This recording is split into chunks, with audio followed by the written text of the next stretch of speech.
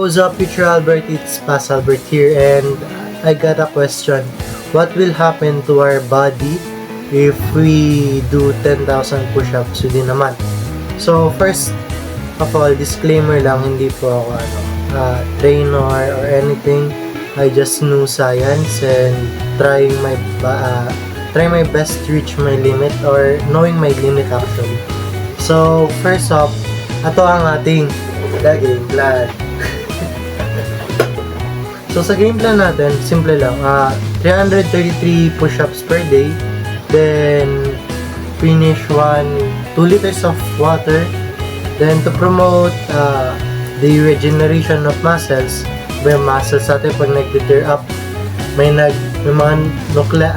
acid na needed to further enhance the speed.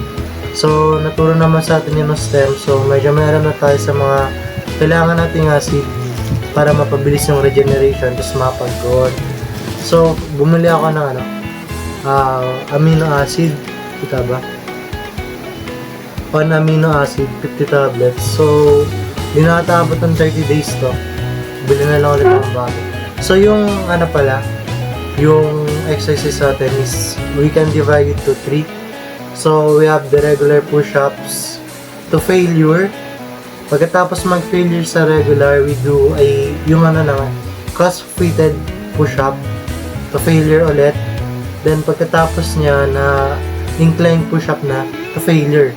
So 333 divided by 3, which is 111. Try ko mag 111, yung pantay lang. Pag hindi, mas mataas yun nandito sa dulo. Ito pinamadali. Incline push-up yung pinamadali. Then, ayun lang. So, to check our progress, here is my quick here's my quick body comparison. Ito yung body comparison. Hindi pala tayo dehydrated.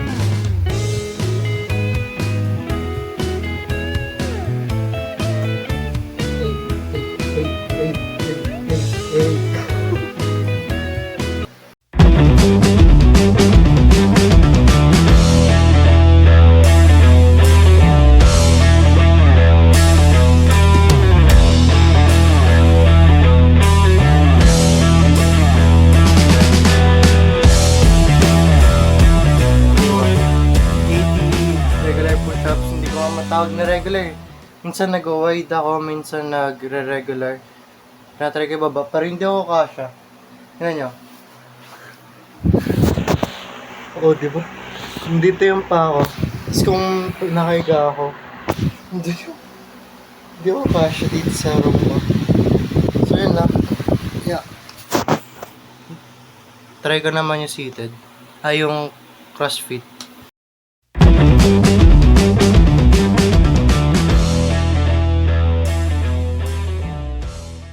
40 lang ang nagawa natin sa tawag dito, sa cross legs. Then that's only 120, still far from our goal 333 kada araw. So next stop, pinakamadali, incline. So kung aanahin ka sa failure ko, na half siya bigla from 80 na regular push-up to 40 sa crossfitted. Siguro, hintay muna akong 5 minutes bago incline para medyo tumaas. So, yung incline, try ko gawing 70 plus. So, 80 plus 40 is 120 pa 70, 190. So, medyo marami-rami pa. Pero yung iba, sa gabi ko nang gagawin.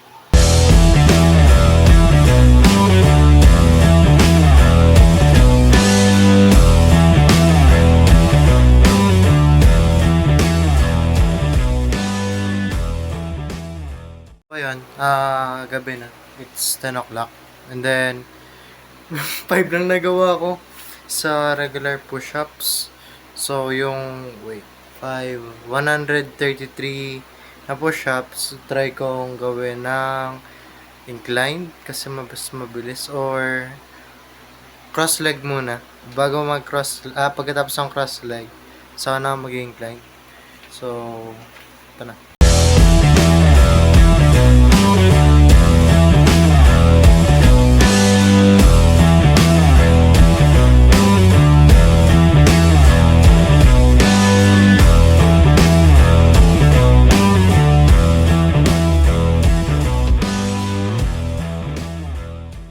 Albert? It's day 2. Then, sa push-ups natin, kagahapon, pakita natin yung tally. Wait lang. Kagahapon yun yung tally, we did 80, 55, tas 20. At ang line na to, ano yan, regular push-ups. Then dito sa baba, which is CrossFit. Dito yung incline. So, dadalihan pa ako sa CrossFit kaysa sa incline. So, kaya hindi ko na muna ginagawa. Or mas nahirapan ako sa pagka-after ng set ng incline. Ng CrossFit. Kaya di ko na siya inaano. Nagre-rest na lang ako. So, ayan, baray na natin siya.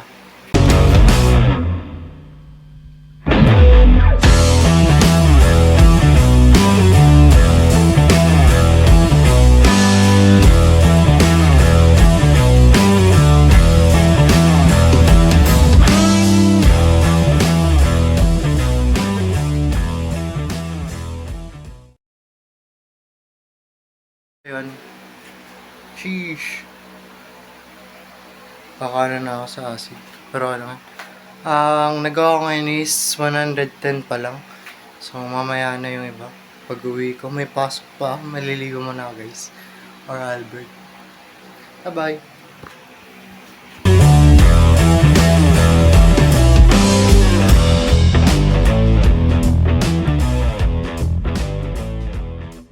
What's up? It's fucking 11 p.m. Pero since I don't wanna cheat on myself, let's do this. I'll need to do 150 more. Then, within 1 hour, I think I can do that. Just 10 minutes break kada set ng 50. 50 na lang. Tas, would I do a regular push-up? No. I'm gonna do a cross leg once. Kasi yun yung mas madali. My chest hurts dito. Tricep. Ano pa masakit? Likod ko. Then, dito. Dito mismo. Lats. Both lats are hurt. Tricep like shit. And my back hurts like shit. So, yun lang. Gawin na natin yung video.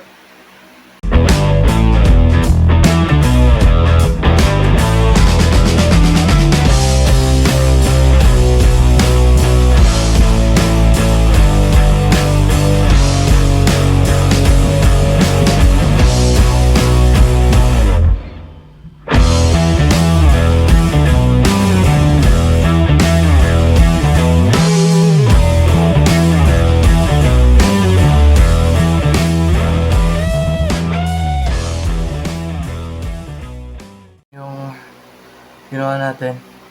Ano oras na? It's 11:11. So, first up, wala tong 100. We have 50 plus 50, 100 plus 10.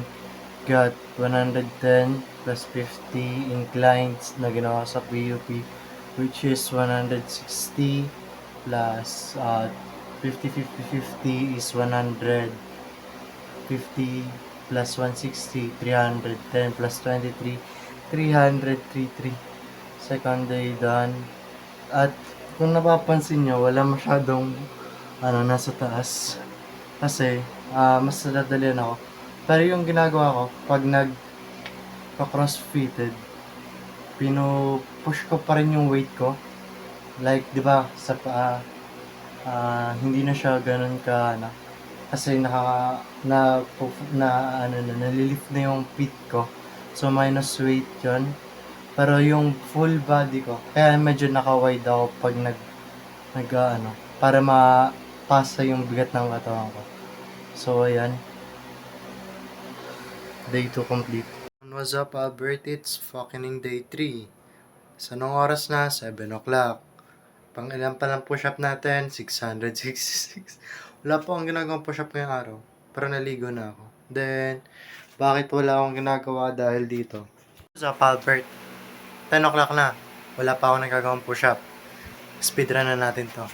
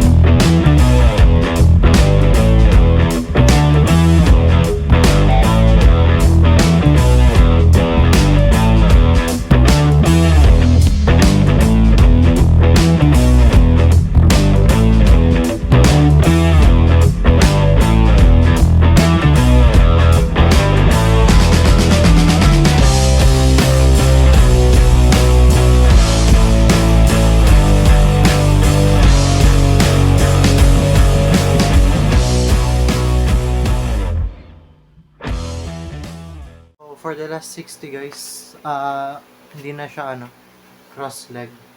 Gawin na natin siyang full push-ups. Ay, hindi ko kaya. Ay, mamaya na lang. Ouch.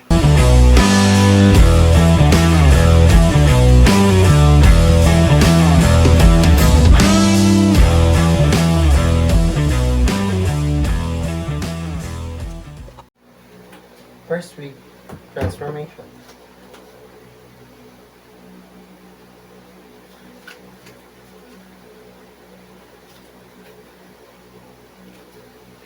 Eight, eight, eight, eight, eight, eight. So yan. First week pa lang. May improvements. Kung wala. Baka na yun. At siguro ako.